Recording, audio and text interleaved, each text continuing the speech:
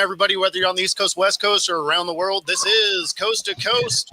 And, of course, we got Pags on the beach. Damn it. That's where I'll be this weekend.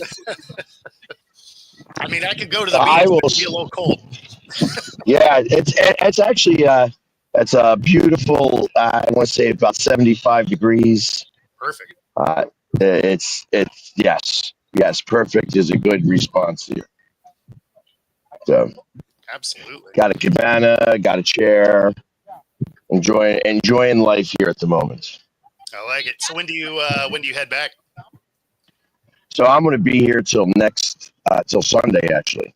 Oh, okay. Oh, you're out there all week. Nice. Hey, I might be able to meet you out there before you leave, because I'll be leaving for Florida Thursday night and I'm getting there Saturday. When where are you going to in Florida? Clearwater. Oh, well then, yes, we could actually have a cocktail together on Saturday evening. Because my daughter, we're taking my daughter to swim with dolphins for her birthday on Sunday, and then we're renting out another boat on Tuesday to go on a dolphin cruise Tuesday through Thursday. Sweet. Well, I won't be here to go dolphin swimming with you, but I will be here to have a cocktail on Saturday. Sweet. Perfect. So, but he's down in Florida. Yes, I am in Clearwater Beach, Florida. And I'm guessing the water is clear. Well, I haven't been in the water. You know what? I'm not much of a I'll go into the ocean typically, but this is like the bay water. Yeah, I don't know, the Gulf of America or Gulf of Mexico or just call it the whatever. Just call it the Gulf. Just call it the Gulf. That was like when they did the Freedom Fry thing. Like, come on, just shut up. Just call it the Gulf. Right. I mean, that's generally what you do anyway. Yeah. Exactly. It is a Gulf. So,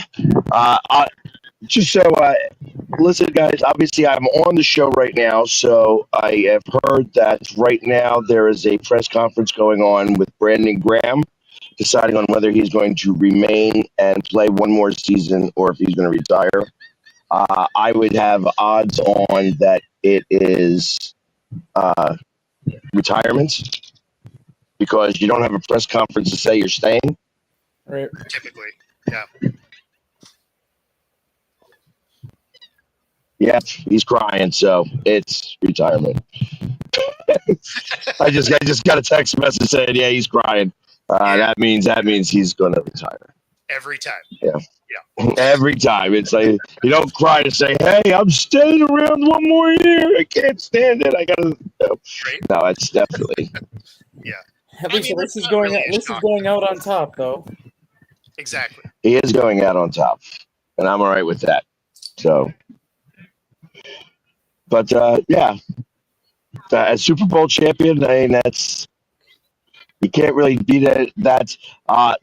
I would say that if he did not tear his tricep again, it may have been more likely that he stayed. The fact that he tore it again playing in that game. Yeah. That's really what did it. It's just the body starts to break down. Let's face it, he'll never have to buy another beer in Philadelphia ever again. No, definitely not. Yeah, like a meal, beer, anything, he's going to be taken care of for just about the rest of his life in Philly. Mm-hmm. And you know what? It's also, I mean, you think about this, there's not many 2 Super Bowl champions from Philadelphia. Right. That's really counted on both hands. I think that there's 6 in total. Mm-hmm. You know, beyond the coaches, I think Stoutland is one of the coaches that makes it. Howie, you know what I mean? Obviously. But when you think about it, it's like Lane Johnson, who just got another 1-year contract. Jalen Hurts. Jalen Hurts was not on that team. No. So you have So no, he was not on that team. Uh, he may have been drafted, but was not on the team per se. I think that he was because what happened is like you get medically cleared not to Yeah. play. Yeah. So and that's What that you're you saying don't is get he a might have ring for still got that. a ring. No, you don't get a ring for that. Oh, okay. If you don't say like if you don't, you're It's not not like on the roster. it's not like Oh, sure. baseball. It's not like baseball where if you're on the roster for one game during the season, you get a ring. No Well, matter no, if you do get that. If you were on the roster and then you got traded during the season, you could still get a ring. The team would have Or to. if you were on the roster, like if you jumped on the team for a minute, and if you're even on the practice squad, yeah. you get a ring. Like so, but it's got to be. I think at the beginning of the season, once they cut down to 53, if at any point you are part of that 53, because you only dress 45. Yep. So it's that now I think that's over. It's like I know that there's 53, but they have that 15 man. That's now 15 men on the practice squad, I believe. Yeah. Yes. Yep. So yeah, he announced just announced he retired. So Yeah. congratulations to Brandon Graham. Like I said, he's one of the two people that I can think of right off the top of my head. I'm trying to think of who on the defense may also fall into that category. There wasn't really anybody that I could think of that's. You have Brandon Graham, you have Lane Johnson. Are you talking the ones that have the 2 Super Bowls? Yeah, There's 4 players. the kicker, right? Jake Elliott, Brandon Graham, Lane Johnson, and then the long snapper, Jake Lovato. Yep. All right. So that's why it makes sense. Are the only 4 that have the 2 rings. Okay. There you go. So I mean- he's one of 4 people that gets to fall into that category. So Which I mean and it's makes sense when you think about it, because I mean it's enough years removed, right? As much as people move around the league, just year to year, let alone a handful of years later. well, and he was 15 years with one team. And you think about some of the players that have been on this team for their entire career. Lane Johnson being one of them. Jason Kelsey, Fletcher Cox, Brandon Graham, Jake Elliott. That's and Jake Elliott, like when he got into that season, like he wasn't even on the roster day one. Nope. Yeah. He came on the roster in week 3 against the Giants because our kicker stunk or got hurt or something. I think it was both. I think he was like 2 for 5 kicking field goals to start the season, and then he ended up getting hurt anyways. Right, exactly. So there's yeah, it is what it is. Okay, I now just got the notice. There it is. Brandon Graham retires. Nice. Yeah, from the Eagles. They just said, yeah. Too bad. So sad. Is today your birthday, Bo? It is. Happy birthday. Thank you. Happy birthday. See? I didn't even know that. See, that you could celebrate your birthday on one of the most famous party days of the year. That's awesome. Yeah. I mean, Patty's Day the day before is not a bad deal. Yeah, I mean, it's like I celebrate mine on Halloween, and I'm a whole 11 days ahead of it. Yep. No, it's funny because mine and my dad's are a day apart. So my dad's is tomorrow. Gotcha. So you had to share a lot of birthdays. Yeah, which works out because neither one of us care about our birthdays, really. Well, especially now. Yeah, no, exactly. It's like I find birthdays interesting. Thanks, Wen. I find them interesting, like on the decade, right? It's like, oh, okay, like I made it. I made it another year. That's all that matters. No. Another 10, right? Like when there's a 0 on the back side of it, then I'm like, okay, let's do something. But otherwise, like, I don't know, it's a Tuesday, right? Like, I mean, I have to do normal stuff. So True. On the random time that it falls on a weekend, you know, I entertain it more. But during the middle of the week, it's like, yeah, I mean, I don't know, just general adulting has to happen. Understood. But and what are you, 42 now? 44. Getting up there. Yeah, that's what my joints tell me anyway. Time to buy different joints. Yeah, you know, that's what, like a decade later, right? Like the 50s. That's I was going to say there. No. I'm just talking about that. With all the dispensaries out in Seattle, you can definitely buy different joints.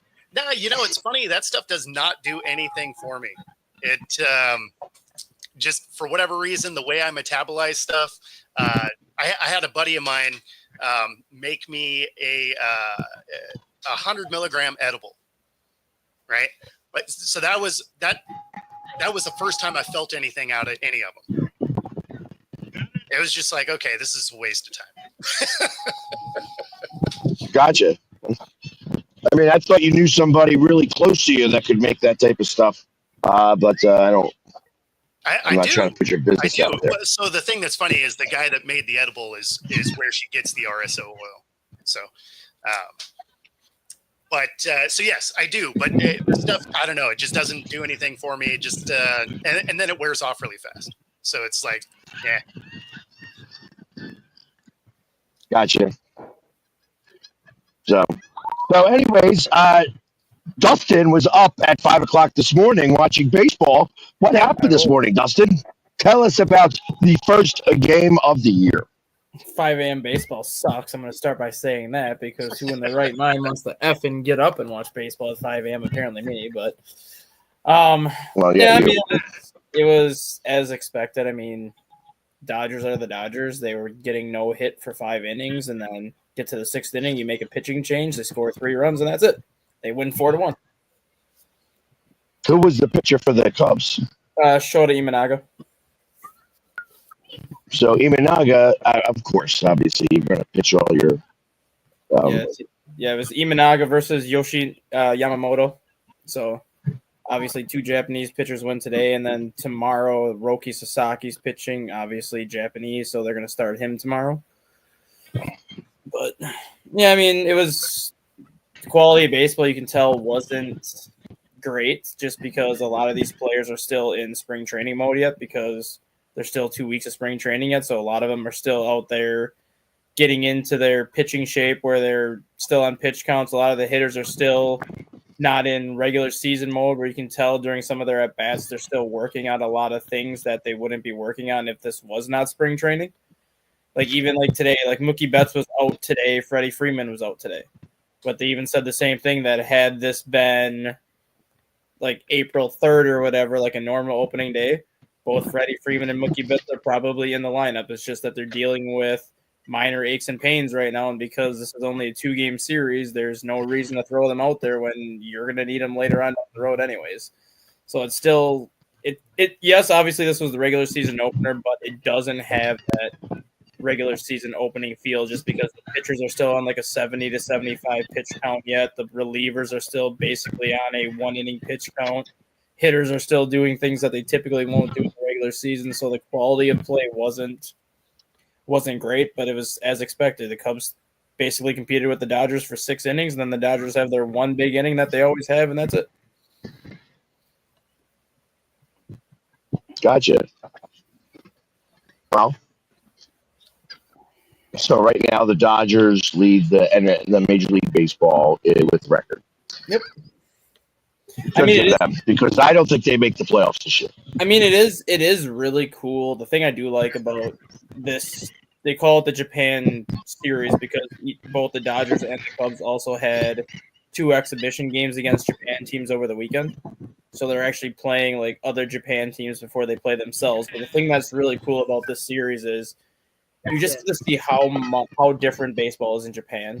and like how much more the fans take it seriously. Like they're cheering the whole game. There's cheerleaders in the fans. They're doing like a lot of things that Major League Baseball doesn't do, and it just goes to show you like how valuable Major League Baseball is to the Japan culture and just how serious they take it. And even when there's like players and teams from different countries that come to their country to play baseball, they welcome them with open arms. They treat them like family. They treat them like they're actually a team that is from Japan. It's just amazing to see how much they embrace the game of baseball there.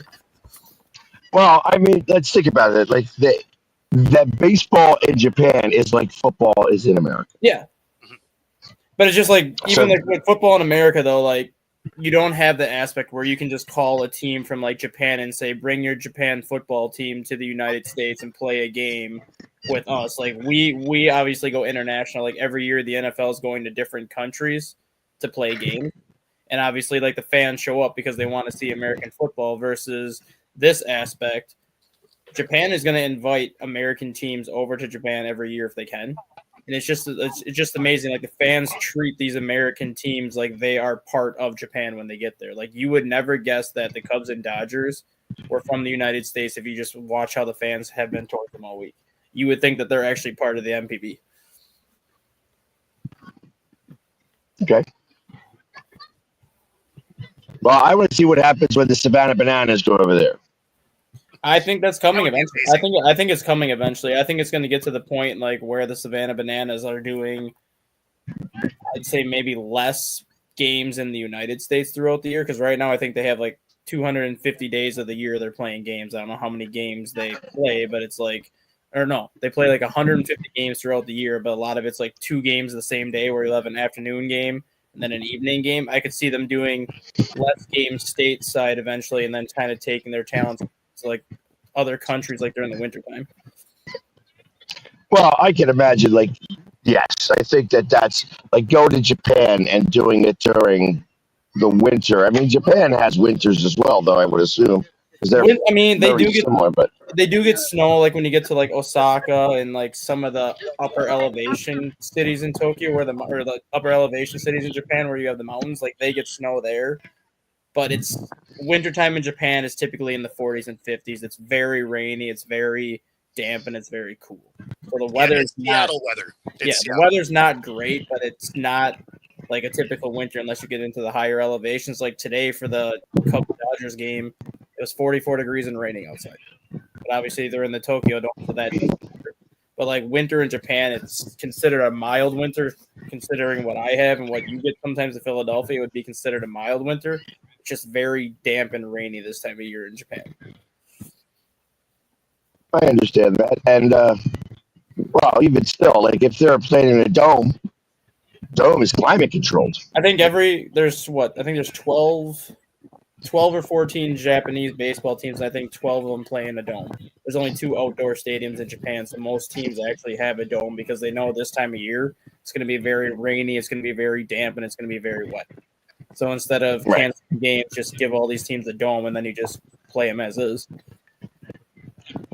Joe, I imagine they don't really watch it because it's the middle of the night also. Like the Yomiuri Giants, who the Cubs played on Sunday as one of their exhibition games, the first 30 games of the year they play in the Tokyo Dome.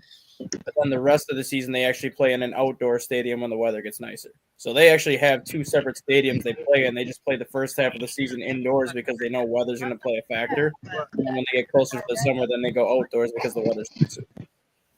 But is it one of those things that are they able to switch locations? Hey, we're going to have a rainstorm here for this series, so we're going to play the Tokyo Dome. Yep, they can as long as it works out for scheduling. Like the Yomiuri Giants and I believe the Yokohama Bay Stars are the only 2 teams that have the 2 stadiums where they play in a dome and they play outside. So you could have a situation where if it's 81 degrees today, they could be like, we're not going to play in the Tokyo Dome today. We're just going to go across town and play on the outdoor stadium. Or if they have a game scheduled outdoors and all of a sudden a rainstorm comes in, they'll be like, we're just going to move across town and play in the dome today.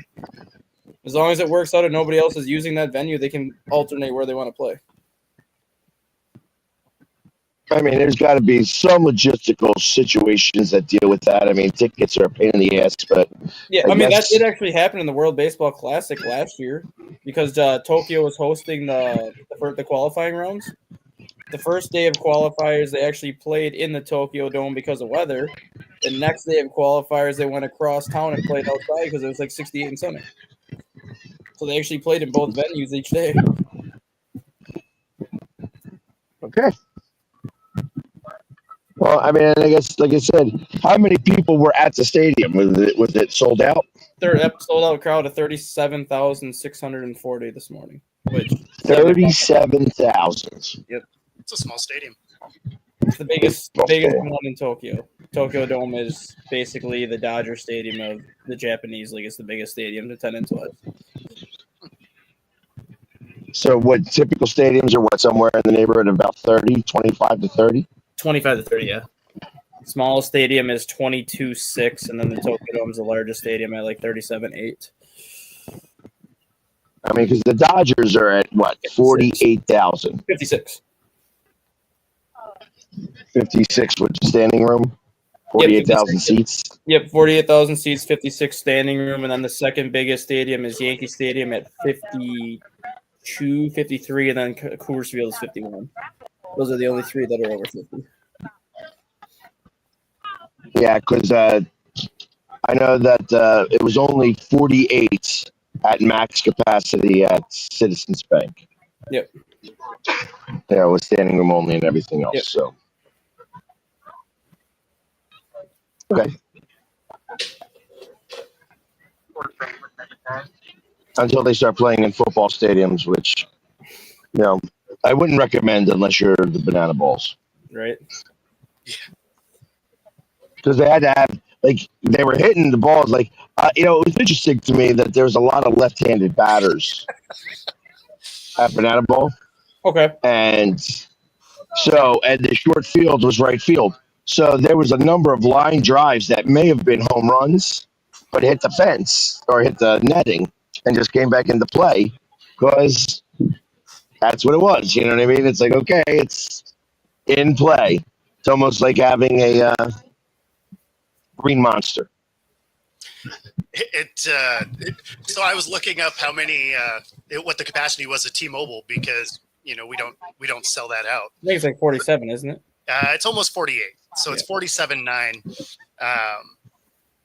So standing room only, you'd get to 48. Yeah. But I couldn't remember because I can't remember the last time they sold that park out. Home run derby in the All-Star game. Yeah, exactly. And that actually would have held more because I think they brought some extra seating. Yeah, I think that was like 53 or 54 for the home run derby in the All-Star game. Yep. But after watching the Tokyo series this morning, I'm not going to be surprised if you start to see Major League Baseball kind of do what the NFL is doing, which you're already seeing it because you have teams that are now going to London every single year and playing those 2 games in London. I wouldn't be surprised if you see teams start going to Korea, playing in some. Are there teams going to London this year? There should be. Yeah, I think it's. Yeah, I think they're doing it every year now. Yeah, I think. Yeah, I don't know. I don't know. I thought nobody's going this year. No, nobody's going to the Field of Dreams because they're redoing that stadium with the Field of Dreams right now. Yeah, but I thought nobody's going to London either. That they didn't have it. It might not be because of the Tokyo series this year. They might not be going to London, but I could see them start to be oh, we'll have the Tokyo series this year, and then next year the London series, and then maybe send teams to Korea and the KBO stadium, some Mexican League stadiums, just kind of start incorporating them in more countries just because of the World Baseball Classic. You can see how many teams are playing baseball professionally in the world that you start bringing Major League Baseball to some of these venues, you're going to start growing the game in these other countries. Well, I mean, they're going to need to, right? Because if you're getting close to a baseball strike, they're going to need as many viewers as possible when they get to the other side of that. Well, that benefits minor league baseball, though, because even if Major League Baseball does go on a strike, minor league baseball can be played as is because it doesn't follow the same guidelines as the Major League Baseball strike. Minor leagues will still be able to operate in 2026 or 2027, which is good for them. Well, and this is going to turn into a mess. It will. Yeah. This is going to turn into an absolute mess. Which will be more interesting than the first 2 months of baseball anyway. Yeah, well, I mean, it's going to be great for minor league baseball because they're going to make so much money that year if there is no baseball because their attendance level is going to go way up because people are going to want to watch baseball. And now it's like, well, we don't have Major League Baseball. Let's just go watch the minors. Like, they're going to have record attendances that year. I disagree with you there. You know, not everybody is like you, Justin. I think that like you have a strong affinity for baseball, probably more so than football. So I think that like you are the anomaly, where I think more people are just not going to go to baseball and not going to care. No, in fact, if you remember the last strike, it took a long time. Like it took steroids for people to come back to baseball. People were mad about the strike. Like it wasn't I'll just find baseball a different way. They were like, the hell with baseball. And I think a lot of fans are getting that way now. When you look at the cost of how much games are now, when you look at the contracts that are being given out now, I think fans are getting to the point where it's like, I don't even want to go to games anymore because they're too expensive. I'd rather just sit. This is part of the problem. This is the $700 million contract effect. You know, how do you pay for $700 million contracts? You got to raise ticket prices. So you start to edge out every fan. Yep. You know, that it only becomes corporate that's doing this. That can go to these games. That's football. Yeah. Football has done exactly that. Mm-hmm. I mean, when your average ticket price is $250 to $350, you know, unless you're in Jacksonville or something, but you know, if you're at teams that, you know, win more, ticket prices are crazy. It is. You know, a lot of people can't even afford the season ticket anymore. They're lucky if they afford one game. Now, baseball isn't as bad because there's so many more games, but still. Well, I hear you. I just think that it's you know, I guess I am. See, I'm the lucky one when it comes to this stuff because I mean I go to every game, and trust me, I know exactly how expensive tickets are, and I use that to my advantage actually a little bit because ultimately it's ridiculously expensive, and I couldn't afford it if I didn't have the sponsorships. No, exactly. I mean it's like that. You know, that patch on my shoulder is the only reason why I could go to these games like that. There are a lot of people that don't have it like that. You know, like, and I can imagine, like, it's, you know, my buddy Chris, you know, he pays for all of his tickets, you know, and so he's got season tickets at home, which I don't have. I don't have that luxury of having every game available at home. So I have to buy those tickets as well. But every away game he goes to, I mean, he went to 20 games last year. You know, that includes the playoffs. He missed the Brazil game because, let's face it, it was Brazil. Right. You know what I mean? He couldn't just get down there. He couldn't just fly down there on a Saturday, go to the game, and fly back home on Monday. Yeah. So but you know, when you think about all the games that, like, I mean, you try to get into the stadium and, you know, work our magic, you know, because when you're a super fan, you get to play a little bit of a game. You know, it's like you could, the fact that people know who I am makes it easier for me to get to certain spots. Because I have been to mostly every stadium. I know a lot of the ushers. I know a lot of the guys that are around. So they've seen me on TV, so they expect that I'm there. Yeah. Where not everybody gets to do that, obviously. It's not simple to do it even in an away stadium. Like I get an usher who's not savvy to what it is that I'm doing. I got to be careful, like, because I'm not trying to fight with anybody. Yeah. You know, it's like, okay, it's like, all right, sorry, and then you move on and you go somewhere else and you do the same thing over and over again. So you find somewhere that you could kind of settle down. But it's not simple at all, you know. And I said, you guys saw the baseball game. I mean, well, you saw Bo. I mean, it gets a little crazy for me sometimes. Oh, for sure. Yeah, absolutely. You know, so it's. Although you get some free tickets sometimes too, so that's cool. Yes, you do get extra chicken. Lots of extra chicken sometimes. I tell you, I tell you, we could have fed all of El Salvador with that. Oh man, that was like a 5-pound box.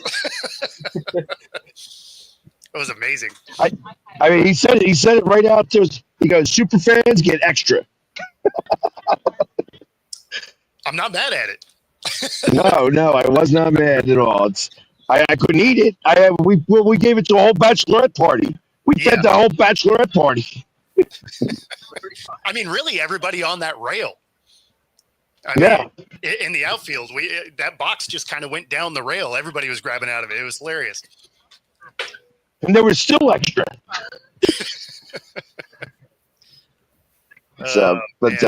Yeah, not every stadium is as welcoming as that. Yeah. So, but even still, like it's and I try not to take advantage of certain things like that. Like I'm not. I know certain super fans will go to they'll get free drinks all day long and stuff like that, and they can kind of take advantage that way. Obviously, I don't drink, so it's not something that I go through like that. On occasion, I will, when I'm at a baseball game, I'll go get a water ice just because it's, And it's just the water to clarify ice. for people watching, he means he doesn't drink while he's being the super fan. Yeah. Obviously, the rest of the time. And I tell you, that is only for regular season games too. Oh, okay.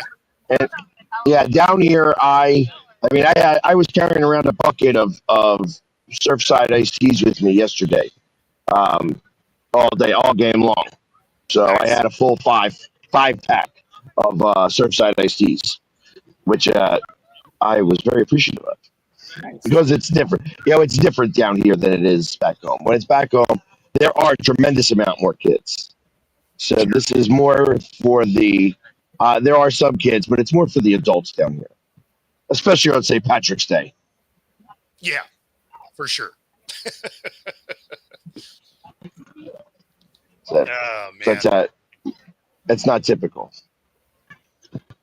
But anyways, what else is happening in the world of sports since I am so far removed?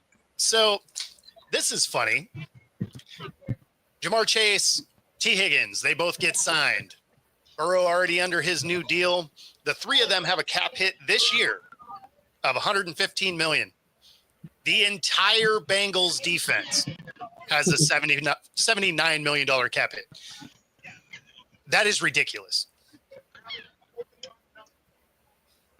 Get it out of the way, though. The biggest thing is bold strategy. You're just not going to play defense. That's not going to work out great. Every game they're in is going to be 39-35.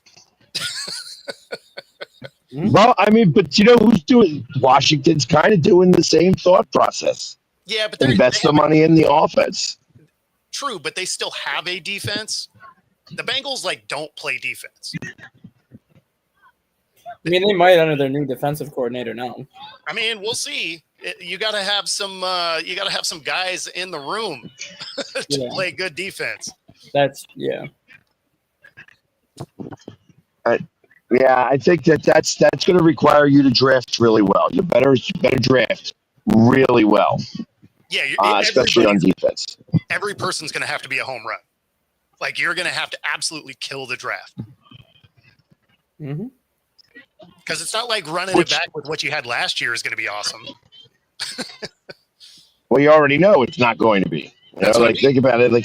Truth of the matter is if you could have stopped maybe 14 points from happening, 17 points from happening, you'd have been in the playoffs. Yep. No, so they just couldn't stop it at all. At all, they couldn't stop it. No, they had traffic cones with helmets out there. Everybody's just running through that defense. And ultimately, how do you get anybody to even come and play there? Because of that. Well, the offense is good. So, if you could get, I don't know who's trying to take a discount to go there, though. You basically have three guys making 65% of their salary cap. Well, I mean, think about it. 115 is not. I mean, it's 280, so it's not 65%. Well, no, It's but more I think like a bigger part of their cap hits are actually next year. So if I remember what I was reading before, is that number actually gets worse next year. Yeah, next year gets massive. Yeah. see, that's when you start to try to play different games and be like, okay. I mean, Howie's really good at playing some of these games. And who was it that just didn't they just free up $49 million somewhere? Who was the team that freed up $49 million? Chiefs. Yeah. Okay. There you go. Oh yeah. Yeah, because they And what did they do with that $49 million? They restructured Mahomes' deal and Chris Jones' contract, and they freed up $49 million in cap space. Oh, okay. I mean, Mahomes going to restructure every year. Yeah, and if they were talking about that this morning, actually, like if he were to restructure his contract every year going forward the same way he restructured it this year, every year he's going to create $21 million in cap space for the Chiefs. And it's not like he's not still getting that money. Yeah. So I mean, he's at what point does it catch up? When he retires. The year he retires, and all of a sudden he's got, $200 million of cap hit. Yeah. KC will just not play that year. They won't field the 53-man roster. Yeah. I mean, but is that how that works? I mean, are you just deferring it? It's if you convert it to signing bonus, so I think it doesn't go really against your cap, does it? The signing bonus. It does. It just you get to pick how it hits. Yeah. Because you get to spread the signing bonus over the years that are to come. It still hits you. Like it's not like that is absolved. It just doesn't all hit you the same year. Yeah. So that's how you could Bobby Bonilla it. No, because they're paying him forever. But I mean, I suppose technically you could. But it's kind of the situation that the Niners have found themselves in, right? Like they kept kicking the can down the road. And that's why John Lynch came out and was like, yeah, eventually you got to do a reset. Mm-hmm. And so that's why they let everybody go this year. And when your GM is like, oh, we got to do a reset, it's going to be a bad year because they're clearing books. Right. They gotta work out. Yeah, they have to eat the $100 million in cap space. Yep. I mean, the Eagles have learned this early because of having to eat all the cap space from Wentz. And no, absolutely. So when you thought about that, okay, they ate that cap space then, but they learned the capology about it. I guess that's what Lynch is doing right now. He's learning the capology of it. Mm-hmm. Well, I mean, eventually it catches up with you, right? Yeah. Like you got to pick the year that you're just like, you know what, we're just going to kind of suck this year. It just is what it is. I mean, the Rams did it after buying that ring. That next year was rough, right? Mm-hmm. Like they were a bad team. Mm-hmm. The Saints tried to do it. They tried to go buy a ring, and then just nobody could figure out how to play football. But they're in that cap trouble now. So they're clearing their books out.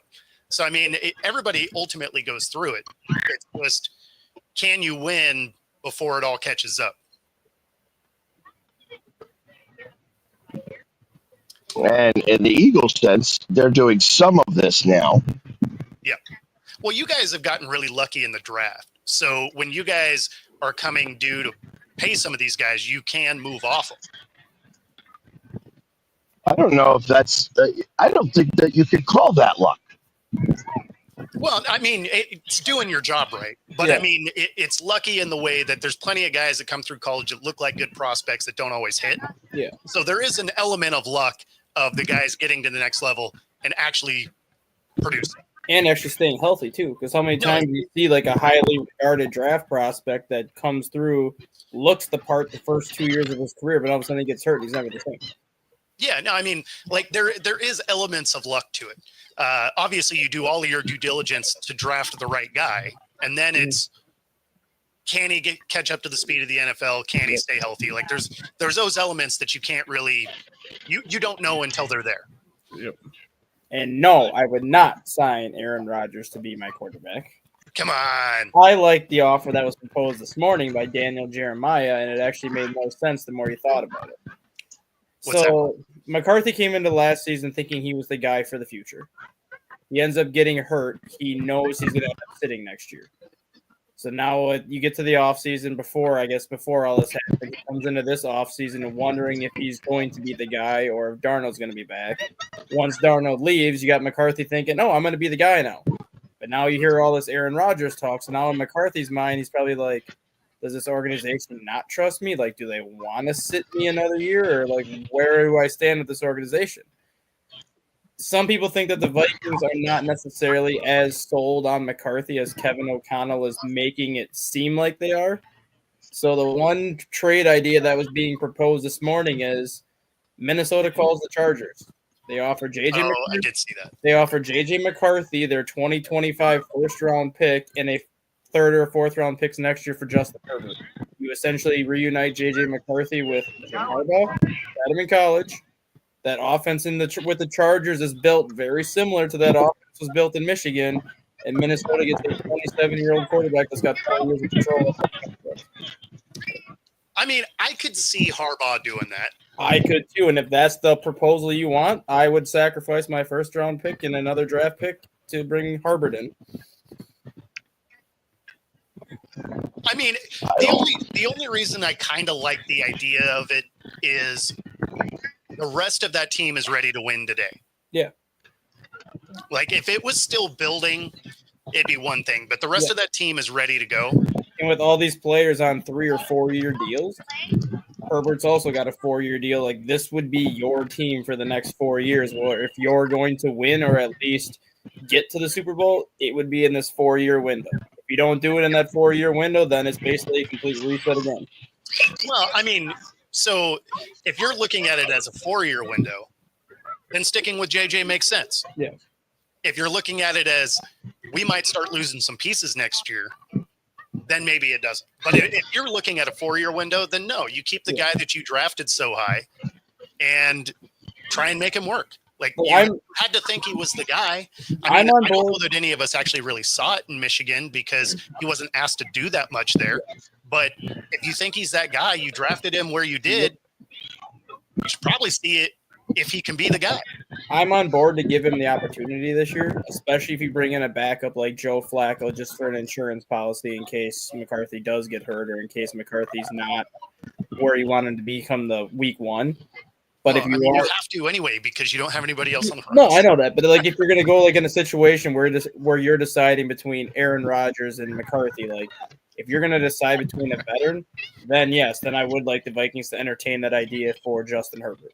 Because if you're going to move on from a guy you just drafted for a more proven veteran, at least get a veteran that you know you're going to have for multiple years. And then otherwise you're going to be going into the same situation next year. If you get Rodgers for 1 year, then you're going to play the waiting game again with him the next year. Is he going to come back again? Is he not going to come back again? And that just gives everybody a headache. I mean, he's going to do this every year. He's done it already for a couple of years. Yeah. I mean, he started doing it before his last MVP season. He's like, I might retire. Like he's mirrored Brett Favre in so many ways. It's ridiculous. So that's why he's probably going to be a Viking because why not? Right. But that is a move I could see Harbaugh doing, though, just because of the familiarity with McCarthy and the Chargers' offense is designed very similar to what Michigan's offense was designed like. Sure. Yeah, I don't see that. I don't see that happening. And if I was the Vikings, I would not want Herbert. I mean, I'm not sold on Herbert. I know that everybody likes talking about this guy, but I'm not a fan of his. I don't think he's as good as everybody thinks he is. He's easy to be able to rattle. Yeah. Yeah. But that offensive line has pretty good protection because the other guy that's pretty easy to rattle is Darnold. Yeah. And he ended up with 14 wins. And you'll have Jefferson, Addison, and Hawkinson. And when you look at when he had the most success with the Chargers, he had Keenan Allen, he had a healthy Mike Williams, and he had a reliable tight end. So it'd be essentially giving him weapons again, like he's kind of lost the last couple of years with the Chargers.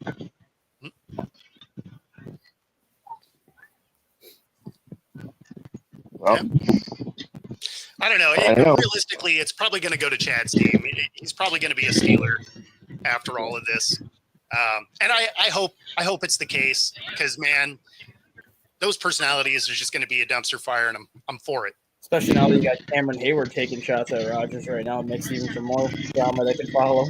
No. That's what I'm saying. Like that whole team would just hate each other. It'd be amazing. Yeah. I think that they would wind up actually doing something. Rodgers has got, if he gets with like Pittsburgh, I think he'd have another run in him.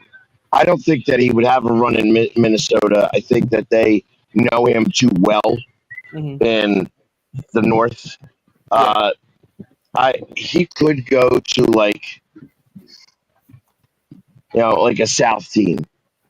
But, I mean, obviously they're stuck with their quarterbacks now because they have, all the quarterbacks are at least $30 million except Carolina's.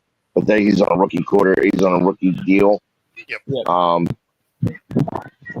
As I try to think of like where else he could make a run, Pittsburgh is the only other spot I can see him making a run.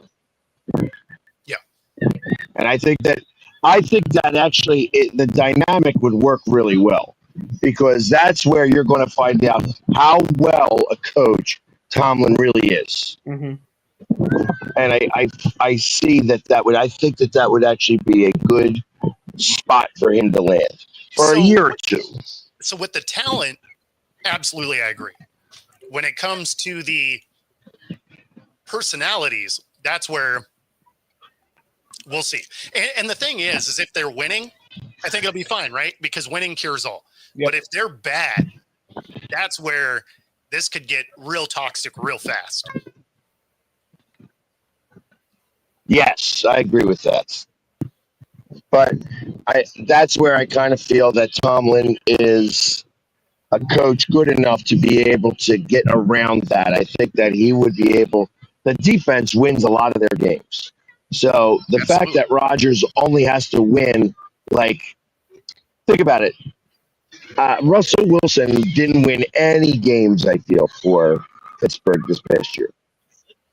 There wasn't anything that I remember that says, "Oh yeah, this was a Russell win." His first start, he had 4 touchdowns and 1 interception. I think he had a couple of decent wins. Yeah. Fields didn't do anything that made you think he was the reason they won. In fact, of those 4 wins, I would say all of them had defensive scores that put him over the top. So Fields wasn't the answer. Of course, now he's a Jet, so it doesn't matter. Yeah, but yeah, I mean, Wilson, he only had 2 games where he looked real good. Yeah, his first 2 starts, he had 7 touchdowns and 2 interceptions. His first 2 starts. Those were really the only 2 games that he won for Pittsburgh because then the rest of the way he had 10 touchdowns and 6 picks the rest of the way. But even during those 2 wins, though, I mean. The other team stunk. Well, I mean, you're playing who you play, right? Yeah. Right, but that's what I'm getting at. Like, those weren't wins because of him.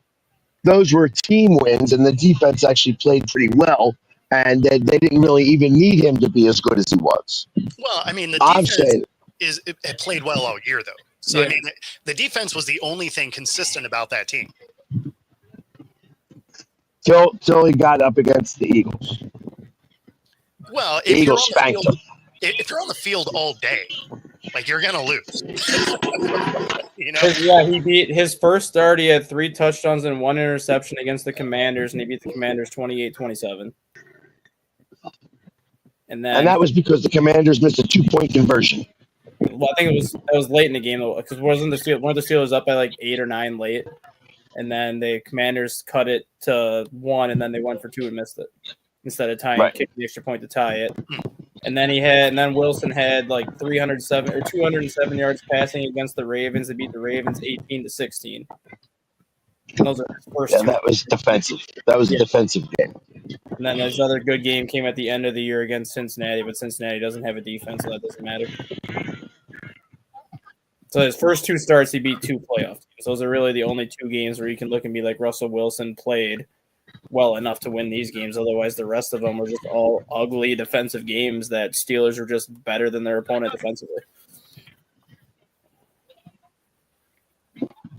And like I said, Now, but change that to have 2 more wins, won by a quarterback, and now you have 12 wins and you win that division. Yep. Yeah. Changes the way that you actually go up against a playoff team, and you could actually go up against Baltimore coming to Pittsburgh. It's a little bit different than Pittsburgh going to Baltimore. Absolutely. Yep. I mean, and I didn't really see him going on that 5-game slide to wrap the year up. Oh, I didn't either. I mean, I thought for sure the defense would snag one more. Yeah. When they lost to the Ravens 34-17, I think that was kind of the backbreaker, where coming into that game, everyone knew that if Pittsburgh won that game against Baltimore, they had the division wrapped up because they would have a 2-game lead essentially with 3 games left, where basically the bottom would have to fall out to lose that division. But after losing that game as badly as they did, and I was like, well, now the Ravens have us in the tiebreaker. I think that was just kind of the gut punch where it's like, well, the run was fun while it lasted. Now it's a matter of we just got to hope that we can sneak into the playoffs. I mean, I wouldn't rule it out there. We watched the Jags do exactly that. Yeah. A couple of years ago, they decided after being, well in the lead in their division, they decided 7 games to go, we just not going to play football anymore and miss the playoffs altogether. So, yeah, lose to the Colts in the last week of the season and watch Houston win the division. Yep. Yeah, it was pretty crazy, especially having friends that are Jags fans. It was the like, how soon can I give you crap about this? Like right now, or do I got to wait a couple days, let the sting wear off? Did you see what happened in the Knicks and Miami Heat game last night? No, huh? So the game was delayed 23 minutes last night because actor Tracy Morgan pooped on the floor. So I didn't see it, but I did see the headline of it this morning. Yeah. He just blew chow just straight up right on the floor. Like, oh, okay. That's funny.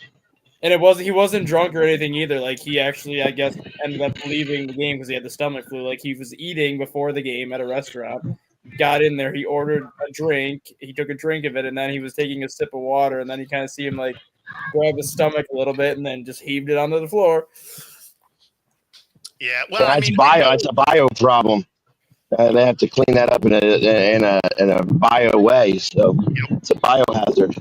So, yeah, and he's had a lot of problems after his accident. Yeah, like tons of them. And then, if I remember right, he also had like a kidney transplant or something as well. So I mean, like he's kind of gone through it a little bit. But yeah, Chris, like food poisoning get everybody. The funny thing is, the thing that I remember Tracy Morgan for, it's not even for like his regular acting. It's when he was the main commercial guy for the ESPN video games. I don't know if you remember those commercials of Tracy Morgan. I mean, you just froze up on my end, so I didn't even hear what you said. So remember the old ESPN video game series? No. Like ESPN NFL 2K5, ESPN NBA 2K5. Tracy Morgan always did those commercials, and he would always do it with like the cover athletes. So for NHL 2K5, it would be like Jeremy Roenick, and he'd be talking in his Tracy Morgan voice and just imitating all the athletes. I always just remember him from 30 Rock because he was basically playing himself. Yeah, isn't Jeremy the one who won the? I didn't even know who Tracy Morgan was. Oh, okay. Yeah, comedian. I heard he was from New Jersey. Yeah. Oh, I didn't know that. So, on that note, that's the end of our show. How about that? It is. That gets us to the end. If you're watching on YouTube, be sure to like and subscribe. Appreciate all of you that wished me happy birthday. And if you're watching on Roku, stay tuned for the next hour. Otherwise, we'll see y'all tomorrow. Take it easy, everybody. Later, guys.